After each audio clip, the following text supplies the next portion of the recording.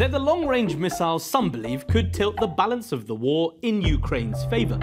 I did actually say, would you mind if I gave a couple of thousand Tomahawks to your opposition? I did say that to him. I said it just that way. He didn't like the idea. And President Zelenskyy knows exactly how valuable they could be.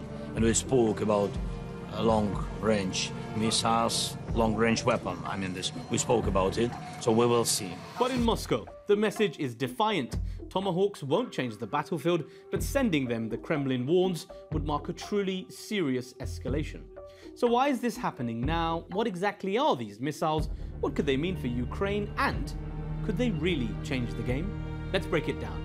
Donald Trump wants history to remember him not as a warmonger, but as a peacemaker. And some are wondering if this could be third time lucky, as he once again sits down with President Zelenskyy at the White House. It's a far cry from their first tense encounter back in February.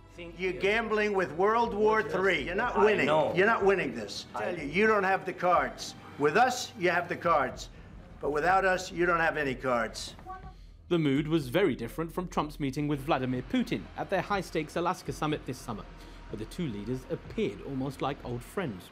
But with diplomacy going nowhere, Trump's tone is changing. It's not making Russia look good. It's making them look bad. Enter the Tomahawk.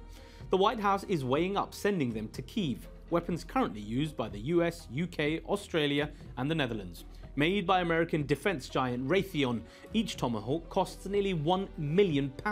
They're 20 feet long with a warhead, the explosive part of the missile, weighing around 450 kilos.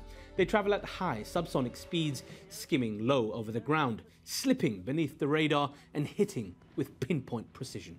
They debuted in the Gulf War in 1991 and were most recently fired by UK and US naval forces at Houthi targets in Yemen. For Ukraine, the Tomahawk's 1,500-mile range would be very significant, opening up a vast new list of potential targets deep inside Russia.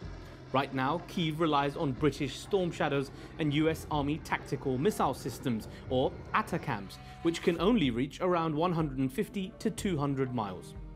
Ukraine has already been able to attack energy infrastructure deep into Russian territory with some other missiles. Since January last year, there's been 61 attacks on 24 Russian refineries. With Tomahawks, though, and greater US intelligence sharing, that campaign could go much further, making even the Russian capital, Moscow, itself an easier target. And the impact is already being felt. Petrol prices have soared, hitting the pockets of ordinary Russians. Could Tomahawks actually change the course of the war? There's no doubt about their devastating power, but they still face one major hurdle: Russia's sophisticated air defenses. And then there's the question of numbers. Many launchers have already been deployed elsewhere. If the US can only supply a limited stockpile, experts say their impact may be more symbolic than strategic. Yet, even symbolism matters. It could shift the wider balance, and Moscow could see it as direct US involvement. For now, one thing is clear: the threat alone seems to have drawn Vladimir Putin back to the negotiating table. And with a possible Trump-Putin meeting on the horizon in Budapest, the next chapter in this missile diplomacy is only just beginning.